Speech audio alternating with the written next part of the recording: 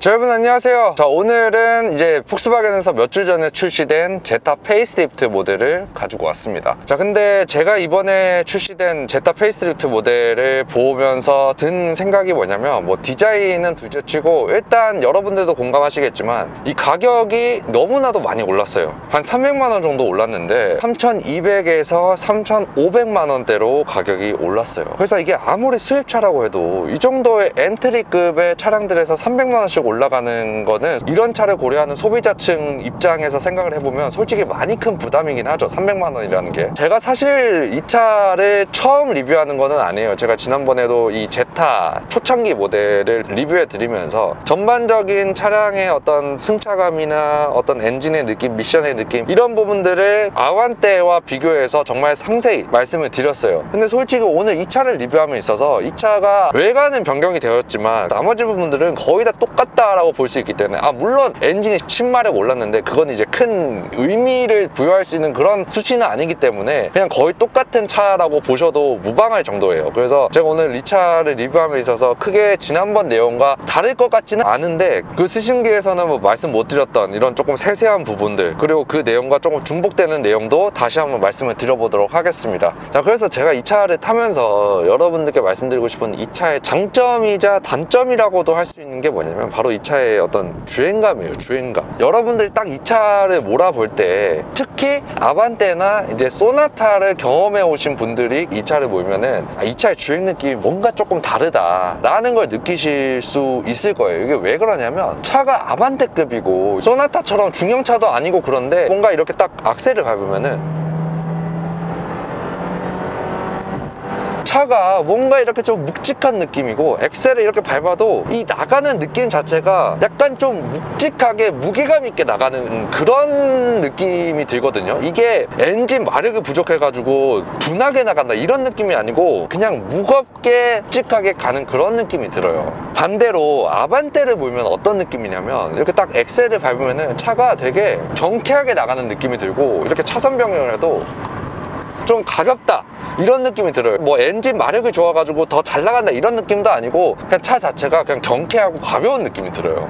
그래서 제가 이 제타에 대해서 이 주행감이 조금 묵직하고 무게감 있게 나가요 라고 제가 평가를 하면은, 보통 많은 분들이 이 제타가 조금 이 독일차 특유의 묵직하고 무게감 있는 주행 느낌이라고 오해를 좀 하실 것 같아요. 근데 그 독일차 특유의 주행 느낌이랑 이 차의 주행 느낌이랑 약간 좀 다른 게, 그 독일차 특유의 주행 느낌은 내가 정말 이 고속도로에서 굉장히 높은 속도로 달려도 그 댐퍼가 물렁물렁하지 않고 어느 정도 단단하게 잡아주면서 그 타이어 그립에서 오는 안정성과 이렇게 도로 위에 쫙 깔려가는 그런 느낌을 독일차 특유의 주행 느낌이라고 하는데, 이 차는 그런 데서 오는 느낌이 아니고 그냥 말 그대로 이 차가 공차 중량이 경쟁차들 대비해가지고 무거워서 이 도로를 그냥 이 무거운 무게로 누르고 가는 그런 묵직한 그런 느낌, 무게감 있는 느낌, 그런 걸 제가 말씀드리는 거거든요. 실제로 아반떼의 공차 중량은 1200kg대인데 이 차의 공차 중량은 1400kg대란 말이에요. 그래서 그 덕분에 이렇게 요철을 만나도 이게 통통 튀는 느낌이 잘 안 들고, 차의 댐퍼나 스프링도 굉장히 부드러운 편에 속하다 보니까 경쟁차들과 대비해가지고 웬만한 그냥 요철들은 무게로 깔고 가는 느낌이고, 방지턱을 넘을 때도 댐퍼가 상당히 부드럽다 보니까 굉장히 어떤 물렁물렁하게 부드럽게 이렇게 넘어가는 느낌이 들면서 승차감이 굉장히 부드럽다 라고 느낄 수 있는 거예요. 그리고 이런 노면에서 올라오는 잔진동들을 잘 거르게 할 수 있는 이제 두 가지 요소가, 하체 소재를 알루미늄 합금으로 경량화 시켜준다거나, 아니면 그 타이어를 굉장히 컴포트 타이어를 넣어준 이 두 가지 방법이 있는데, 이 차는 이제 값이 저렴하다 보니까 하체 소재에 대해서는 크게 신경을 못 쓰고 죄다 그냥 스틸 소재를 넣어줬기 때문에 신경을 쓸 수 있는 건 타이어밖에 없죠. 근데 이 타이어가 205, 55, 17의 스펙에다가 그 브리지스톤 에코피아라는 굉장히 연비형 타이어를 껴주고 있단 있단 말이에요. 그 중에서 주목할 만한 점은 이 타이어가 205mm로 폭도 좁고 편평비를 보면은 55란 말이에요. 그러면은 이 타이어 내경과 외경의 두께가 112.75mm라는 계산이 나오는데, 이게 아반떼의 그 225, 45, 17의 타이어의 타이어 내경 외경 두께랑 비교하면은 그 차는 이제 101.23mm란 말이에요. 그래서 이 고무 두께가 1cm 정도 제타가 더 있다는 걸 의미하기 때문에 고무의 두께, 그리고 이 타이어의 얇은 폭에서 오는 좋은 승차감이 있기 때문에 잔진동들이 느껴지긴 하는데 그게 막 불쾌하게 들어온다 라는 느낌은 들지 않는다는 거죠. 다만 이런 점들에서 오는 단점들 같은 경우에는, 이게 고속도로에서 달릴 때 이게 댐퍼도 너무 부드럽고 거의 이런 엄청난 연비형 타이어다 보니까 이게 달리면서 차선 변경해도 한번 이 롤링이 되는 정도가 상당히 심해요. 그 롤링이 많으면 이 눌리는 타이어 접지를 그걸 잘 버텨줘야 되는데 그게 안 되다 보니까 운전자에게 좀 불안함을 주는 거는 사실이에요. 그래서 아까 제가 연비형 타이어가 껴져 있다고 말씀드렸는데, 차를 가지고 한 36km를 달리면서 조금 몇 번 킥다운을 해보면서 좀 밟아보기도 하고 약간 그랬단 말이에요. 근데 이 차의 연비가 지금 13.8km가 나온다는 거면은 굉장히 준수한 연비고, 정속 주행을 했을 때는 훨씬 더 좋게 나오겠죠. 자, 근데 제가 좀 말씀드리고 싶은 게, 제타가 출시되자마자 할인을 정말 좀 많이 지금 진행을 한다고 합니다. 그래서 그 수준을 제가 들어보니까 여러분들이 굉장히 만족할 만한 수준이라서 제가 이때까지 영상에서 말씀드린 가격적인 부분이 전혀 이제 단점으로 작용을 안 할 것 같은 그런 느낌이 들어서 말씀을 드리고, 구매 관심 생기신 분들은 제 폭스바겐 구리전 시장에서 근무하고 계시는 강병구 팀장님께 문의하셔가지고 차익난TV 보고 왔다고 하시면 정확한 할인율 안내 받으실 수 있을 것 같습니다. 자, 그리고 지금 이 차가 이제 페이스리프트가 되면서 엔진도 이제 바뀌었는데 배기량이 100cc 오르면서 이제 10마력이 올라서 이제 160마력이 됐다고 하는데, 10마력 정도의 차이가 있다고 해서 차가 더 잘 나가거나 그런 느낌까지는 솔직히 전혀 안 들거든요. 여전히 뭐 이렇게 잘 안 나가는 거는 똑같아요. 근데 제가 이런 저배기량 엔진에 터보차저를 걸어가지고 뭐 150마력, 160마력, 180마력 정도까지 내주는 차들은 뭐 차가 얼마나 잘 나가냐 안 나가냐 이런 차이점들에 대해서 말씀드리는 것보다는 일상생활에서 주행할 때 파워트레인의 느낌이 어떤지에 대해서 말씀드리는 게 훨씬 의미가 있다고 생각하거든요. 그게 무슨 말이냐면, 이런 저배기량 터보차저들은 기본적으로 실린더의 크기가 작기 때문에 그 폭발력을 만들어줄 수 있는 힘 자체가 부족하단 말이에요. 왜냐하면 작은 공간에서 나오는 폭발력하고 큰 공간에서 나오는 폭발력의 힘이 기본적으로 다를 수밖에 없잖아요. 그래서 아무리 그 배기량이 커지지 않은 상태에서 터보 부스터함만 높여가지고 이 마력을 높인들 차가 조금 더 잘 나가는 느낌이 들 수는 있죠. 하지만 그런 차들은 뭐냐면, 이렇게 RPM을 높인 상태에서 가속을 하잖아요.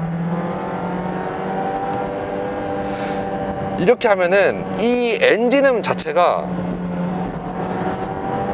진짜 엔진이 약간 진짜 터질 것 같은 느낌이 들면서 엄청난 소음과 진동이 운전자에게 그대로 느껴진단 말이에요. 그게 이 차뿐만 아니고 뭐 현대기아의 저배기량 터보차저들이 달린 차들, 뭐 코나나 소나타 터보나 뭐 이런 차들 타보면 다 그래요. 그게 약간 어떤 저배기량 터보차저들의 어떤 숙명 같은 단점이라고 볼 수 있는 요소라서, 이게 뭐 엔진이 더 높은 배기량, 최소 2000cc 이상의 배기량을 넣지 않는 이상 개선이 절대 될 수 없는 그런 부분들이거든요. 근데 제가 조금 말씀드리고 싶은 거는, 아반떼는 이것보다 더해요. 왜냐면 그 차는 이제 배기량은 1600cc로 이 차보다 100cc가 더 높긴 한데, 그 차는 이제 자연 느끼잖아요. 엔진의 소음이 RPM이 높아지면 높아질수록 너무 많이 들린다는 거예요. 높은 배기가스에서 나오는 그 연소음이라는 소음을 먹어줄 수 있는 터보차저, 그러니까 터빈이 없기 때문에 그런 소음이나 이런 것들이 그대로 노출이 되면서 굉장히 시끄러운 그런 소리가 나거든요. 그렇다 보니까 그런 엔진 소음과 진동에서 오는 그런 시끄러운 느낌이, 그거는 좀 많이 거슬리긴 하더라고요. 그래서 저는 어차피 저배기량 차를 선택을 할 거라면은 웬만하면 터보차저를 선택하는 게 조금 더 낫다라는 거를 좀 여러분들께 말씀을 드리고 싶어요. 그리고 다음으로 이 차의 상품성에 대해서 좀 말씀을 드리고 싶은데, 예전에 이 제타가 이 국내에 처음 출시됐을 때 막 그때 대란 났을 때 있잖아요. 할인을 많이 해서 2,300에서 2,500에서 할 수 있었단 말이에요. 이 가격대에 수입차인데 가죽 시트가 적용된 모습, 운전석 메모리 시트도 들어갔고 열선 시트, 통풍 시트 들어갔고 8인치 내비게이션 그대로 들어가고 앰비언트 라이트까지 굉장히 깔끔하게 들어간 모습을 보고 와, 저는 이 상품성이 굉장히 높다라고 생각을 했어요. 그 당시에 그 가격대로 보면은. 근데 지금 그때와 비교해가지고 가격이 지금 한 500만 원 정도 올랐잖아요. 지금 현재 가격대로 이 차의 상품성을 생각을 해보면은 솔직히 많이 비싸졌죠. 그때와 대비해가지고 더 들어간 거는 이제 10.25인치 풀 디지털 클러스터, 안드로이드 오토, 애플 카플레이가 무선으로 바뀌었고 IQ 드라이브라는 게 들어갔는데 초창기 제타 모델에는 그 어댑티브 크루즈 컨트롤밖에 없었어요. 하지만 차선 중앙에 유지하는 IQ 드라이브까지 들어가가지고 좀 운전의 편의성을 주긴 하는데 제가 지금 한번 해보면은 꽤나 잘 잡아주거든요. 지금 한 80km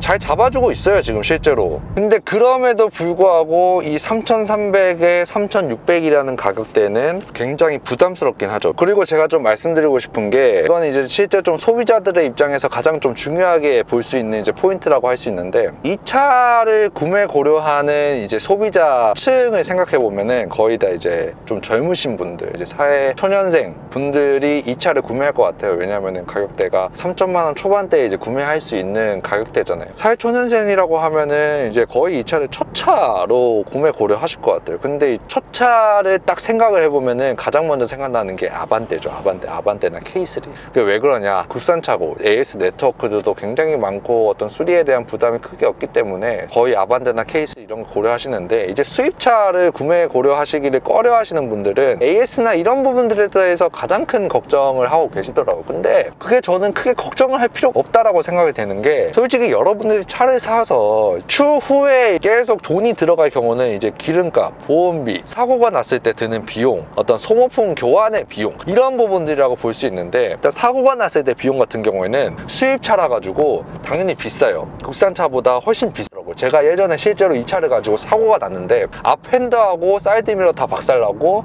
그리고 앞문짝까지 다 박살이 나가지고 싹 다 교환을 해야 됐어요. 그래서 그때 견적이 한 400만 원인가 500만 원인가 나왔거든요. 생각보다 굉장히 비싸죠. 근데 여러분들 그 보험이라는 게 있잖아요. 그 보험이라는 게 있기 때문에 자차 50만 원만 내고 저는 싹 다 수리를 했는데, 그렇다고 해서 할증이 엄청나게 올라가냐? 한 10만 원 이 정도 올라가더라고요. 그래서 그 정도라고 하면은 솔직히 여러분들이 일상생활을 하는 데 있어서 크게 지장이 갈 금액까지는 아니거든요. 자, 그리고 다음으로는 제가 이 차를 가지고 좀 와인딩 로드로 왔는데, 이 와인딩 로드로 온 이유는 제가 뭐 이 차의 뭐 운동 특성이나 뭐 이런 것들에 대해서 말씀을 드리기보다는, 제가 아까 이 차가 고속주행 안정성이 좀 떨어진다라고 말씀을 드렸잖아요. 좀 그런 부분들에 대해서 좀 이렇게 돌아보면서 말씀을 드려야지 좀 여러분들께 자세히 말씀을 드릴 수 있을 것 같아가지고 좀 가지고 왔습니다.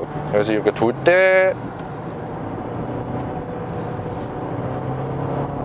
방금도 이 노면이 조금 미끄러운 면도 있지만 이 타이어가 접지를 제대로 못 주면서 앞에가 날아가는 것보다는 이제 그냥 이 앞바퀴하고 뒷바퀴가 전체적으로 그냥 옆으로 밀렸어요. 그냥 이게 뭐 여러 번 말씀드렸지만 연비형 타이어가 들어가 있고 타이어 폭이 너무 좁다 보니까 롤이 발생을 하면은 그 타이어가 눌리는 그 무게 자체를 견딜 수가 없는 거예요. 그래서 이 타이어 전체가 그냥 약간 옆으로 이렇게 밀리는 모습인데, 당연히 뭐 예상을 한 그런 느낌이긴 해요. 그래서 뭐 크게 놀랍지는 않고, 그래서 이 차를 좀 총평을 하자면 뭐 제가 이때까지 말씀드린 승차감이 굉장히 급에 비해서 좋다, 그리고 이런 상품성도 진짜 국산차 못지않게 잘 들어가 있는 이런 모습들이 있음에도 불구하고 이 급이라는 게 있기 때문에 여러분들이 느끼기에 그 가격이 부담스럽다라고 느끼실 수가 있죠. 그래서 이런 부분들 좀 잘 판단을 하시고 참고하셔가지고 구매 고려하셨으면 좋겠습니다. 시청해주셔서 감사합니다.